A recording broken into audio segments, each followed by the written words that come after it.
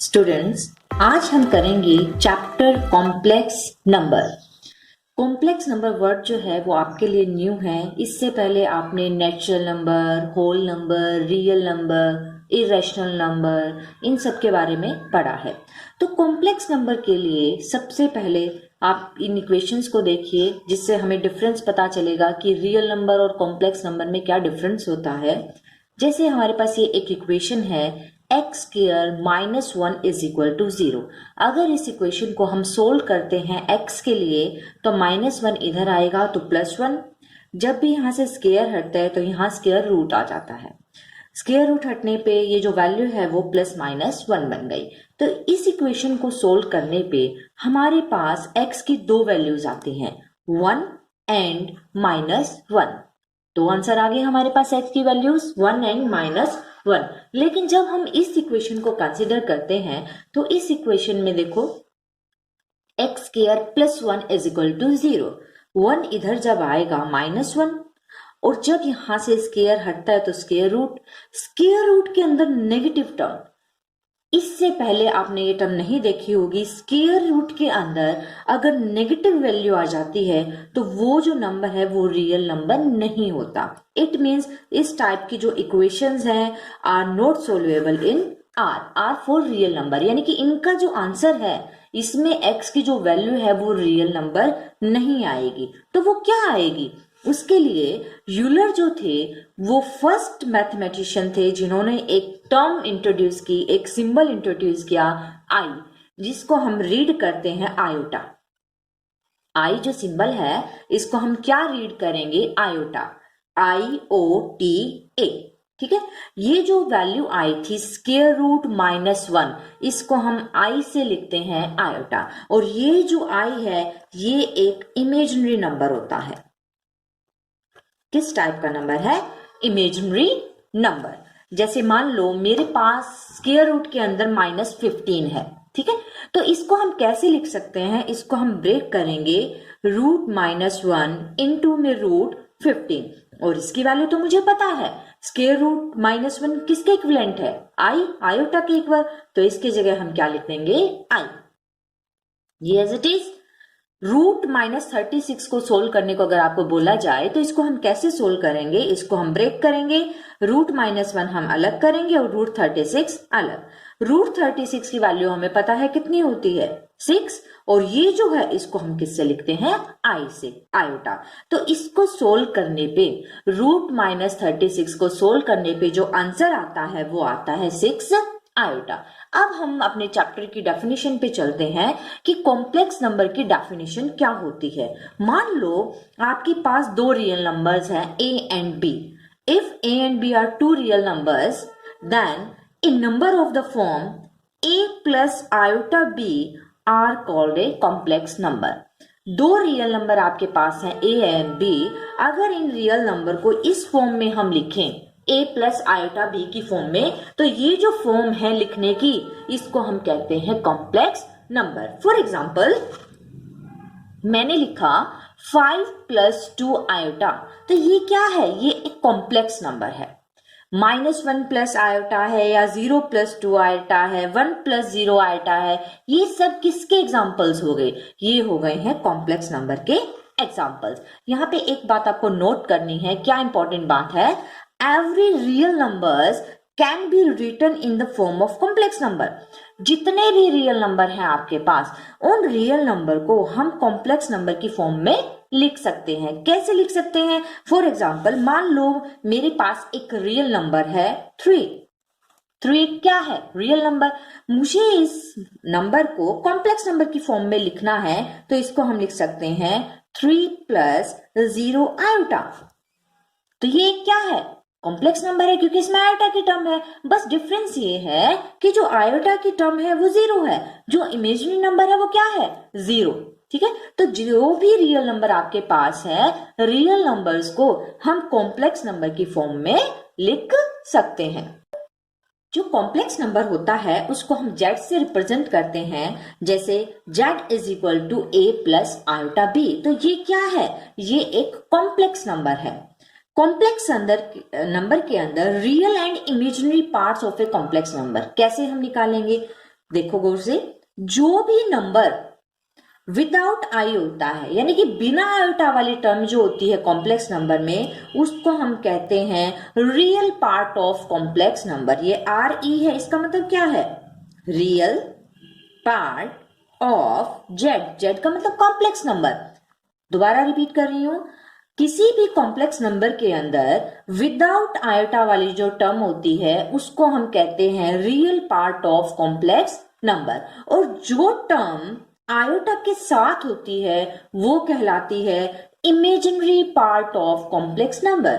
आई M यहां पे जो लिखा है इसका मतलब है imaginary, imaginary part of Z means ये क्या है? बी जो है वो इमेजिनरी पार्ट है कॉम्प्लेक्स नंबर का। फॉर एग्जाम्पल, मान लो आपके पास एक कॉम्प्लेक्स नंबर है z is equal to 3 + 5 iota, और आपसे ये पूछा जाता है कि इस कॉम्प्लेक्स नंबर के अंदर रियल पार्ट बताएं। तो रियल पार्ट कौन सा होता है? जो विदाउट आई है, जिसके साथ आई नहीं लिखा हुआ। तो आंसर आ जाएगा real part of complex number is equal to 3। लेकिन अगर आपसे पूछा जाए कि इस कॉम्प्लेक्स नंबर के अंदर इमेजिनरी पार्ट बताओ, तो इमेजिनरी पार्ट क्या होता है? जो आई के साथ है। तो यहां आई के साथ 5 है, तो 5 इसका क्या हो गया? इस कॉम्प्लेक्स नंबर का इमेजिनरी पार्ट। ओके, इसी तरह हम और भी एग्जांपल ले सकते हैं। यहां पे मान लो मैंने यहां लिखा 2 - 3 आयोटा। अब इसके अंदर 2 जो है वो रियल पार्ट है, और जबकि -3 जो है वो इमेजिनरी पार्ट है। ठीक है, बस आपको ये याद रखना है, आई के साथ इमेजिनरी पार्ट होता है और विदाउट आई क्या होता है? Real part. एक complex number z is purely real if it's imaginary part is 0। कोई भी कॉम्प्लेक्स नंबर है वो प्योरली रियल कब होगा, यानी कि उसका आंसर सिर्फ रियल पार्ट में कब आएगा? जब उसमें आई की वैल्यू नहीं होगी। उसका इमेजिनरी पार्ट क्या होगा? 0। फॉर एग्जाम्पल, मान लो मैंने यहां लिखा 2 + 0 आयोटा, तो इसके अंदर जो इमेजिनरी पार्ट है वो क्या है? 0। तो इसका मतलब ये जो कॉम्प्लेक्स नंबर है वो प्योरली रियल है, इसमें सिर्फ रियल पार्ट है। And purely imaginary if it's real part is 0। और कोई भी कॉम्प्लेक्स नंबर प्योरली इमेजिनरी कब कहलाएगा? जब उसका रियल पार्ट 0 होगा। फॉर एग्जाम्पल 0 + 3 आयोटा, इसके अंदर क्या है? जो 0 है, रियल पार्ट जो है वो 0 है। तो अगर रियल पार्ट 0 होगा तो ये कॉम्प्लेक्स नंबर क्या कहलाएगा? प्योरली इमेजिनरी, क्योंकि इसमें सिर्फ और सिर्फ क्या है? इमेजिनरी नंबर है। अब जो हम टॉपिक कर रहे हैं वो है पावर्स ऑफ आयोटा। आयोटा की पावर्स को कैसे सोल्व करना है, इसका क्वेश्चन एग्जाम में आता है। अभी हमने पीछे देखा कि जो आयोटा की वैल्यू है वो होती है √-1। अगर इसको कहा जाए कि आयोटा स्क्वायर की वैल्यू आप बताओ, तो स्क्वायरिंग बोथ साइड कर सकते हैं हम। यहाँ पे iota square is equal to, मुझे आयोटा स्क्वायर की वैल्यू बतानी है, तो आयोटा स्क्वायर को ब्रेक करके हम लिख सकते हैं आयोटा इंटू आयोटा।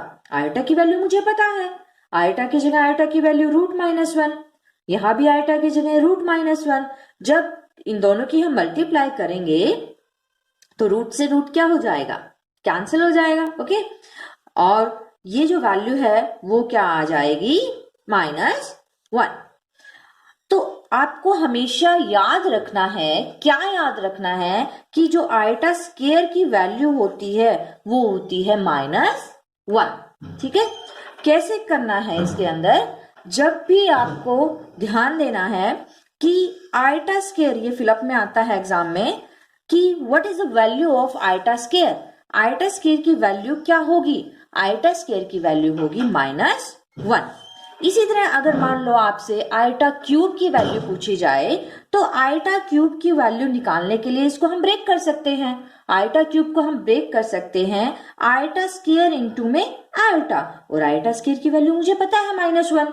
तो आयोटा स्क्वायर की जगह हम पुट करेंगे -1, ये एज इट इज, तो ये आ जाता है माइनस आयोटा। तो आयोटा क्यूब की जो वैल्यू है वो क्या आएगी? -आयोटा। यहाँ आयोटा की वैल्यू पुट करने की जरूरत नहीं है। ठीक है, जब भी हम पावर्स को सोल्व करेंगे, आयोटा की पावर्स को जब भी हम सोल्व करेंगे तो 4 टाइप के आंसर आएंगे। या तो आंसर आ सकता है 1, या आंसर आएगा -1, या आंसर आएगा आयोटा, या आंसर आएगा आयोटा।